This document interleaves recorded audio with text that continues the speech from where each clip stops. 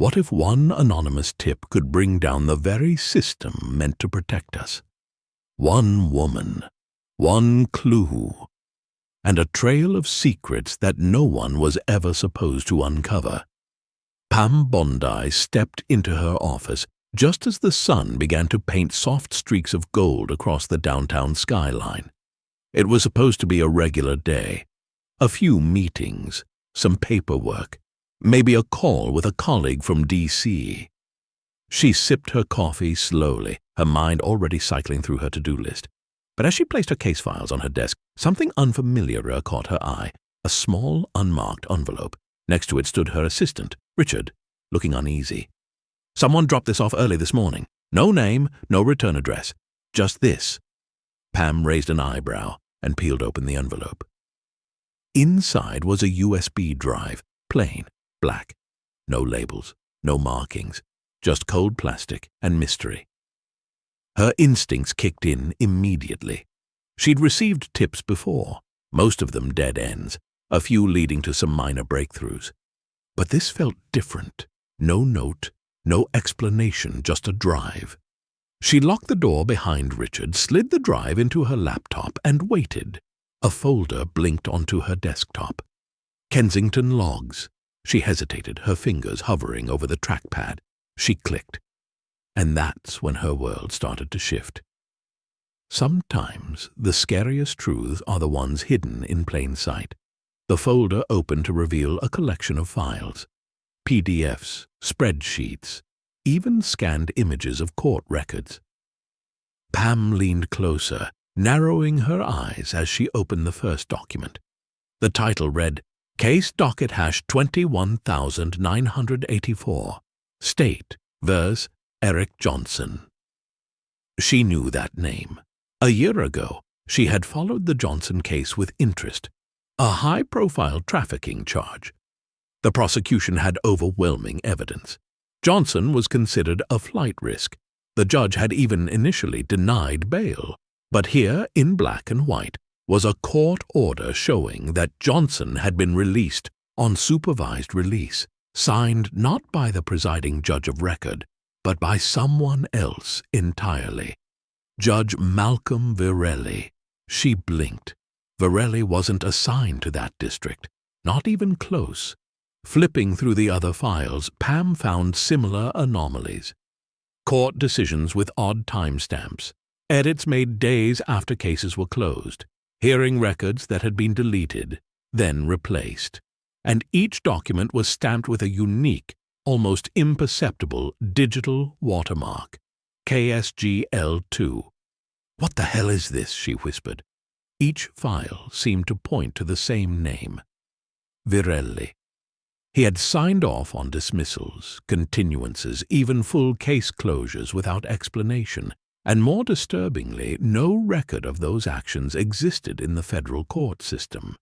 They were only here, on this USB. Pam's heart began to beat faster. The folder wasn't just a dump of paperwork, it was a roadmap. When files disappear from the system, who's really pulling the strings? Pam opened a spreadsheet labeled Alteration Logs, KSG Internal. She skimmed the columns. Case ID, date modified, action taken, source terminal. Most actions were logged under a user identified only as CLVR, Virelli's clerk, she guessed. Some were logged from IPs traced to courthouse networks, others from off-site private terminals. One row made her pause. Case ID 32991. United States v. Langston. Action dismissed without hearing reason, NA. Timestamp 3/17. M terminal, off-site. Who dismisses a federal case at 3 a.m. from outside the courthouse? She kept scrolling. A name returned over and over. Echelon Strategies. It appeared in metadata, file comments, and even one cached email. Pam opened the email. It was brief. Ensure Langston is cleared by Thursday. You know why. No trail. Sent from consults@echelon-strat.net to mvirelli@fedcourts.gov. Her pulse quickened. This wasn't incompetence. This wasn't carelessness. This was manipulation. Calculated. Coordinated. She called Richard back into the room. I need you to start looking into a group called Echelon Strategies. Use burner emails, VPN, and stay quiet." He nodded without asking questions. That was why she trusted him. As the door closed behind him, Pam turned back to her screen, her reflection staring back in the black glass of her monitor. This wasn't just about one case. This was the beginning of something massive. Corruption doesn't wear a mask, it wears a robe. Judge Malcolm Virelli, appointed only 2 years ago, praised for his sharp intellect, controversial rulings, and fast-tracked confirmations. Pam dove into his record. Publicly, his docket was lean, unusually so.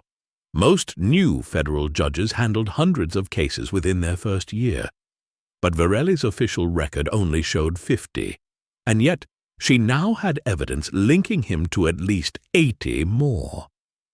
She scanned an internal court database using a backdoor credential from a contact at the U.S. Attorney's Office. There it was, hidden in archive folders, cross-referenced under unrelated case numbers. The Kensington logs were real. These were ghost cases. Pam scribbled down everything: case numbers, inconsistencies, anomalies. She opened another file, a memo from a federal clerk whistleblower marked "Confidential." Judge Virelli has been meeting off-record with representatives from Echelon Strategies. They've been offering consulting services regarding high-profile case management. Something isn't right. I'm scared. I don't know who to trust. Pam leaned back in her chair, eyes on the ceiling. The patterns were there: influence, bribery, quiet manipulation, all dressed up in legal language. And it all pointed to one man. When you shine a light on the darkness sometimes fights back. The next morning, a small envelope was waiting at Pam's front desk.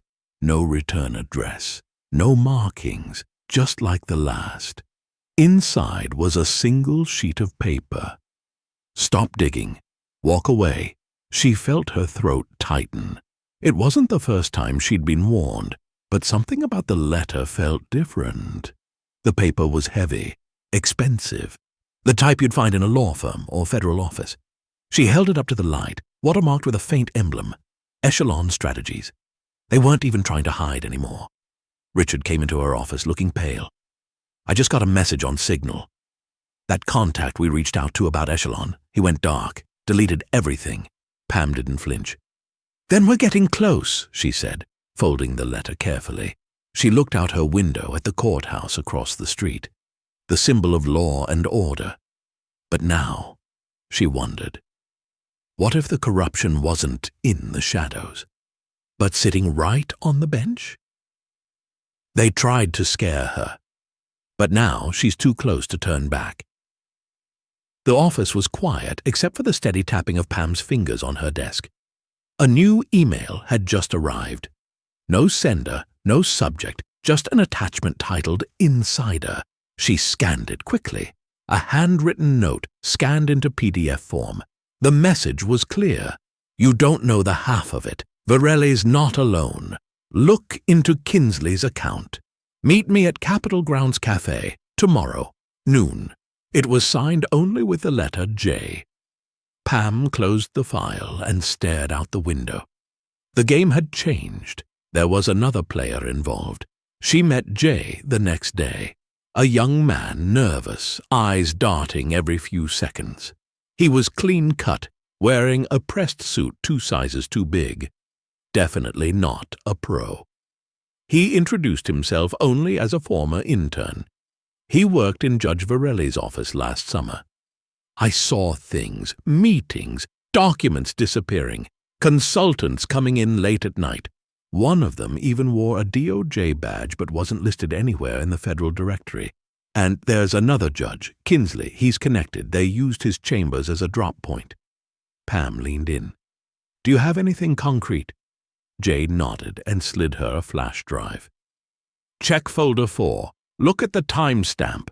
Back at her office, Pam opened the folder. surveillance photos, screenshots of internal court logs, messages between Virelli's clerk and someone listed only as lk@echelonmail.net.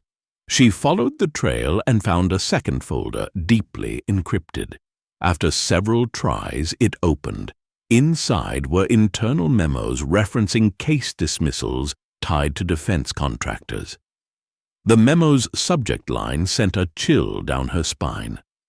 Langston Clearance Protocol NSC overlap, do not publicize. The conspiracy had grown bigger. This wasn't just about one judge manipulating the system. This was about protecting corporate and federal interests with legal loopholes and backdoor influence, and Pam now had the proof. They wanted silence. But Pam had the tape. Richard burst into her office with a thumb drive. "I got it. Surveillance footage from the federal courthouse lobby 2 nights ago. Look at this." Pam inserted the drive. The video flickered to life. Grainy, black and white. A man in a dark suit entered the courthouse just before midnight. He wasn't a clerk.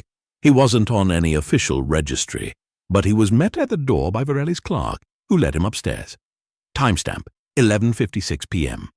The next morning, a case listed under Judge Kinsley's court was dismissed, without hearing. No motion, no explanation. The implication was clear. Pam paused the video and zoomed in on the man's lapel, barely visible in the fuzz. A pin, Echelon's triangle logo. She copied the file 3 times, one for her records, one for her lawyer, one to be kept in an undisclosed location. This was the moment. The line in the sand. Pam was no longer an investigator, she was a target. With everything on the line, she steps into the lion's den. The Judiciary Oversight Committee met in a high-security, windowless conference room. Pam sat facing 12 members, including 3 federal judges, 4 elected officials, and 5 DOJ representatives. Opposite her sat Judge Malcolm Virelli, calm, composed, and flanked by 2 attorneys. Pam began methodically. She presented the alteration logs, the surveillance footage, and the whistleblower's testimony. Every detail was laid out in clinical, irrefutable clarity. The room, initially skeptical, slowly shifted. Eyebrows raised. Notes were taken. Questions began. Then came the ambush. Virelli leaned forward, his voice slick. "Let's not kid ourselves. This is political theater. Miss Bondi has had it out for me since I was appointed. She's been looking for a reason to discredit this court." Pam didn't flinch. This isn't about discrediting a court. This is about restoring faith in it. These documents didn't forge themselves. These case dismissals didn't happen by accident. And I have sworn affidavits, communications, and surveillance footage to prove it. A silence followed. One committee member, a seasoned judge known for his bluntness, cleared his throat. "Miss Bondi, if everything you've presented holds under review, this isn't just misconduct. It's a coordinated conspiracy." Pam nodded. "Yes, and I believe it goes further. Judge Kinsley is involved, and Echelon Strategies has lobbied more than half the names on this committee. Look into the donations, the meetings, the influence. It's all there. But the deeper the truth, the bigger the cover-up." The day after the hearing, Pam returned to her office to find her files deleted. All of them. Backup drives, cloud accounts, gone. Even Richard's personal laptop had been wiped. Fortunately, Pam had anticipated this. She retrieved the encrypted hard copy archive stored off-site. But the message was clear. They were watching her, and they were scared. A new message appeared in her inbox. Anonymous. 1 sentence. "You've poked the bear, now it's hungry." Pam refused to be rattled. She began working from remote encrypted locations, communicated only through secure lines. Her circle tightened. She met with federal journalists in underground garages, handed off flash drives in coffee shops. And the more she uncovered, the worse it got. She found financial trails from Echelon to 5 different lobbying groups, each connected to defense contractors. One internal email mentioned sealing cases that could jeopardize national interests. Pam knew what that meant. This wasn't just about corruption. This was about covering up actions that could compromise national security. The rabbit hole was deeper than she'd ever imagined. But she was no longer climbing down. She was blowing it open. Justice isn't always safe, but it's always worth fighting for.